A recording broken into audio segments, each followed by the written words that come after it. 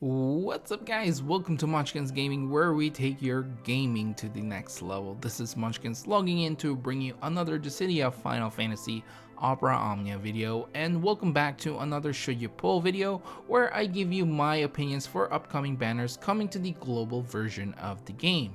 In today's video is going to be on Basch'S Lost Chapter banner, which you can now grab his LD weapon, and of course you can still grab all his other weapons alongside with Noctis's burst weapon in here as well as Vaughn and what's her name, Sarah's EX weapon. Now before we do begin, like and subscribe if you haven't already, it does help this channel, and without further ado, let's start this video.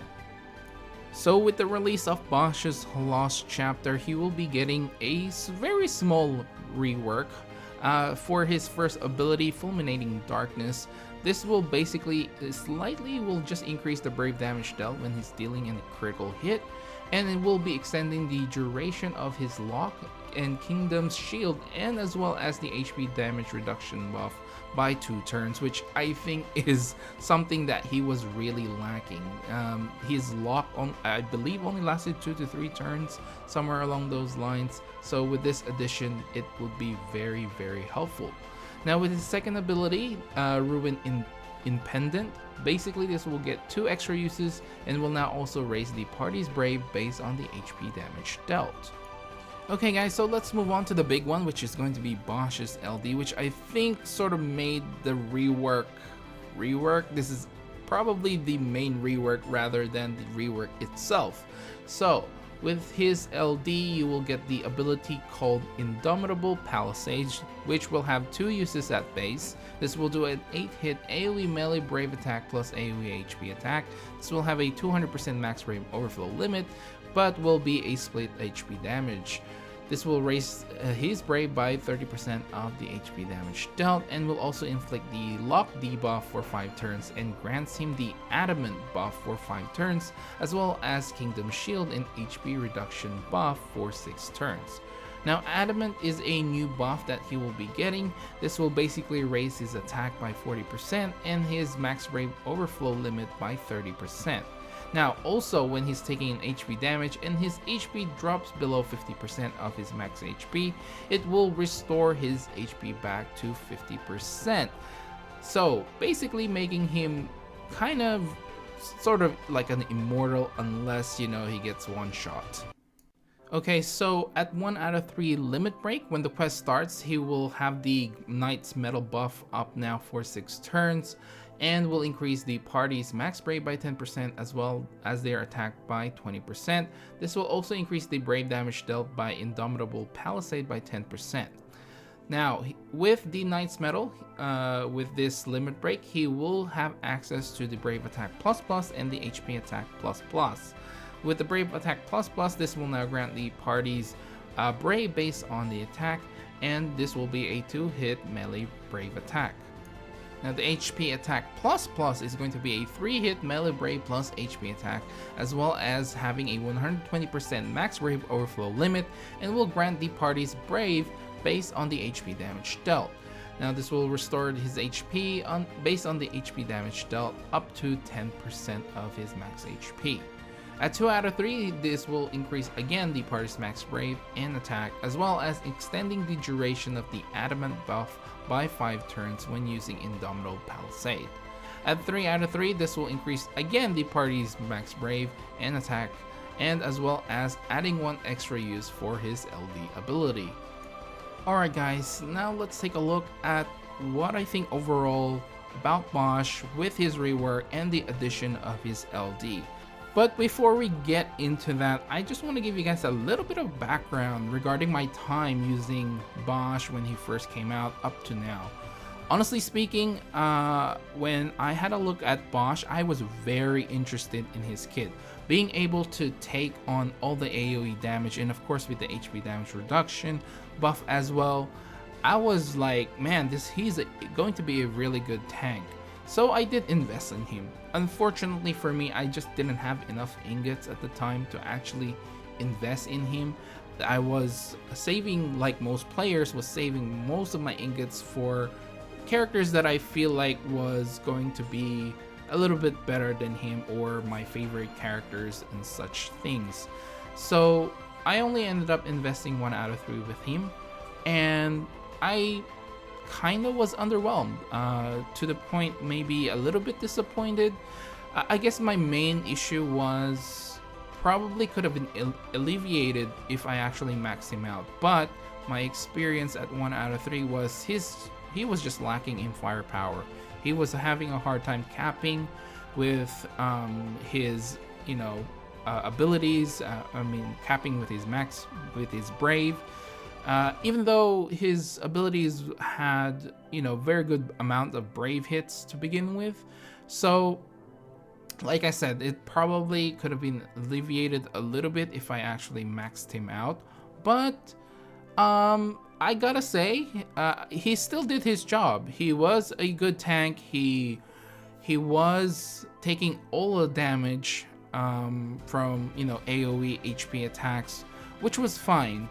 But the other main thing that I didn't really like was the very, very low duration of his provoke.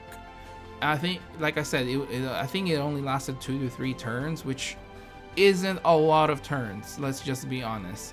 And basically I have to keep using his first ability to provoke, which doesn't really last that long, and longevity was another reason why I didn't use him as much in the end. And by the end of it, I didn't feel like actually investing him to 3 out of 3. Unlike some of the characters where I invested like 1 out of 3 or 2 out of 3 and then ended up, maxing them out, I just didn't feel like Basch deserved it in the end. But in saying all this, let's talk about this LD. This LD basically fixes all those things that I didn't like beforehand. His rework is nice. It's a very small rework, but I think the rework itself, like I said, is in the LD, which fixes a lot of his problems, or a lot of the problems that I felt he had. And I think it actually further adds more to what he already had. So first things first, this LD just gives you increased attack overall, and not only to you but the rest of the party. His new buff, Adamant, just gives him extra 30% attack, as well as giving him some extra max rave overflow limit as well, which is really, really nice. But the biggest thing, I think, the addition is that ability to actually heal back to 50% of his HP if he drops below 50%. So that is going to be one of the biggest lures for a lot of people to grab his LD weapon if they have already invested in Basch or haven't invested in Basch. He is going to be a great tank as long as he doesn't get one shot, and honestly the chances of him getting one shot is pretty low. I guess the only one that I can think of right now, because it's so much fresh in my head, is going to be Odin with his Zansetsuken. So honestly speaking, a lot of the issues is solved with his LD. And again, like I said, he is not going to get one shot very easily. He has one of the most highest HP values in the entire game, especially if you invested in his artifact passive that actually grants him the 2-star of his level 50 passive, which grants him more HP, which means he is just not going to die. But obviously a lot of people will be investing more on attack 108 and max rate 330 because he already has a lot of HP to begin with. Alright guys, so we're finally towards the end of this video, and the last question remains: should you pull? Whew, now this is going to be a hard one. I would say if you are lacking in tanks, I say pull. If you are not lacking in tanks at the moment, then it is very likely that you can pass on this banner. You can definitely use tickets if you want to luck sack the LD weapon. I would still say use the gems if you, number one, need Basch, and two, you still haven't gotten Noctis's Burst and you're planning to skip 9.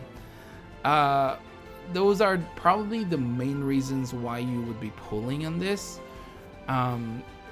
Only because, now the reason why I'm saying this, like I'm a bit maybe-ish, is because Warrior of Light is going to be coming out next month. And with Warrior of Light, well, probably not next month, but probably somewhere at the end of October, maybe early November. So Warrior of Light is going to be getting a burst weapon, and he is also a tank, so he kind of does what Basch does, except, well, he doesn't take all the HP damage. However, Warrior of Light does reduce the HP damage taken by the party based on the remaining of his shields thanks to his LD weapon. So just a little bit of a spoiler-ish there. So he does kind of reduce the HP damage from the entire party, just not he just doesn't take all of it, so Basch takes all of those damage onto himself. So if you are already okay at tanks, then you can probably skip through this and probably just wait for Warrior of Light, which he is going to be getting a rework again. Yay, Warrior of Light. So wait till he's broken again. But anyway, like I said, the only time you're gonna be really pulling on this is if one, you really like Basch, and you need a tank at the moment. You're just so low on tanks, maybe for Dimension's End or something like that. And if you don't have Noctis's Burst and planning to be skipping through 9's banner, because that's the last time you can get Noctis's Burst, at least for a period of time. So yeah, those are going to be my thoughts on this banner, guys. Please do remember to click like once again and subscribe if you haven't already. It does help this channel, and I am aiming for 5,000 subscribers by the end of the year. I'm just hoping we can get there. Like I said in my previous videos, now we have plateaued when it comes to subscriber count, and I'm really hoping that we can get back in the horse and get to that 5,000 subscriber by the end of the year. If we get pretty close to it, I'll be happy as well, but I am really hoping, guys, and hopefully you guys help me, share this video around, and liking and leaving a comment will actually help. So leave a comment down below if you are planning to pull on this banner, and let me know what you think overall of Basch. Is he worth your gems or your tickets, or are you just going to wait for Warrior of Light? Let me know down in the comments below. And of course, follow me on Facebook and on Twitter at Munchkins Gaming. This is Munchkins logging off. Thank you very much for watching, and I will see you guys in the next level.